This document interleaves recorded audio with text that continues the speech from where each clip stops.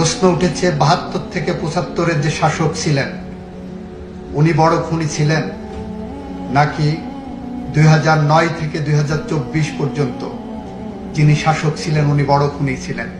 প্রশ্ন এসেছে ৭২ থেকে ৭৫ পর্যন্ত খুনের ধরন এবং ৯ থেকে ২৪-এর খুনের ধরন একই প্যাটার্নের নাকি কোন রকম এটাকে রিফাইনিং স্টেজে আমাদের সামনে এসেছে।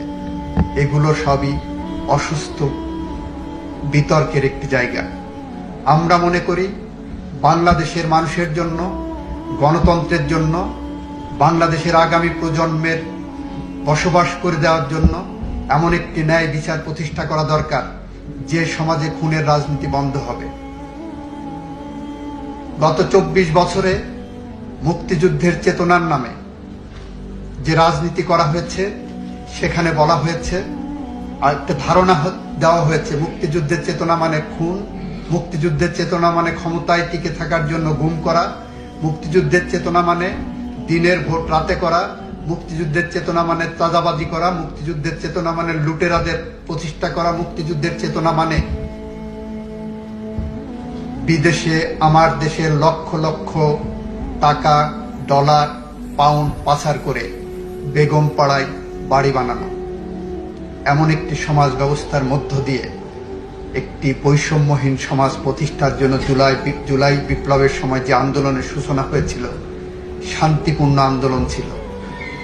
দাবি উঠেছিল আমরা চাই এ সমাজ বৈষম্যহীন হোক, দাবি উঠেছিল এ সমাজ ন্যায় বিচার প্রতিষ্ঠা হোক, দাবি উঠেছিল এই সমাজে মানুষের অধিকার প্রতিষ্ঠা হোক, দাবি উঠেছিল এই সমাজে গণতন্ত্র প্রতিষ্ঠিত হোক।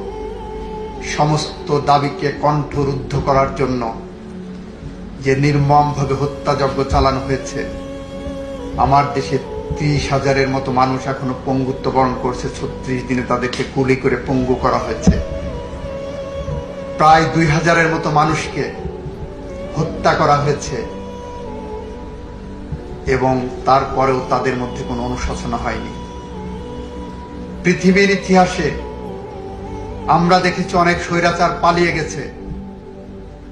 আমরা বাংলাদেশে দেখেছি স্বৈরাচার পালিয়েই শুধু যাননি, তার ৩০০ মেম্বার অব পার্লামেন্ট পালিয়েছেন, তার ক্যাবিনেট পালিয়েছেন, তার শপথবদ্ধ রাজনীতিবিদরা পালিয়েছেন। পৃথিবীর ইতিহাসে এরকম স্বৈরাচারের জন্ম হয়নি। আমরা মনে করি যদি স্বৈরাচারদের কোনো সমিতি করা হয় তাহলে আজকে যে স্বৈরাচারের বিচারের মুখোমুখি এই রাষ্ট্র করেছে, যে খুনির বিচারের মুখোমুখি করেছে, সে সেই সমিতির সভাপতি হতে পারে। হিটলারের গোয়েবেলস যদি বেঁচে থাকতেন আজ হয়তো ভাবতেন মিথ্যা কথা শেখার জন্য, মিথ্যা কথা বলার জন্য, মিথ্যা সংস্কৃতি চালু করার জন্য পিএইচডি করার প্রয়োজন। সেই পিএইচডি করতে হয়তো উনি এই স্বৈরাচারের কাছে আসতেন এবং সেই স্বৈরাচারের নাম শেখ হাসিনা ওয়াজেদ, যিনি আজকে আপনার সামনে, আপনাদের সামনে একজন আসামি ছাড়া আর কিছুই নয়। আমাদের এখানে ব্যক্তিগত কোনো আক্রোশ নাই, কারোর বিরুদ্ধে, কোনো ব্যক্তির বিরুদ্ধে আমাদের কোনো ক্ষোভ নাই।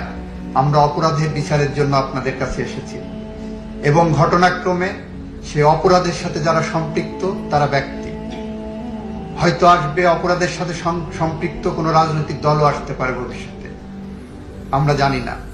কিন্তু আমরা এতটুকু বলতে চাই, আমরা ন্যায় বিচার চাই, বাংলাদেশের মানুষের স্বপ্নের বিচার চাই, বাংলাদেশের মানুষের স্বপ্নের বাংলাদেশ চাই। যে বাংলাদেশ যদি আমরা গড়তে ব্যর্থ হই তাহলে কবি হেলাল হাফিজের ভাষায় আমরা উত্তর পুরুষের ভীরু কাপুরুষের উপমা হয়ে থাকব।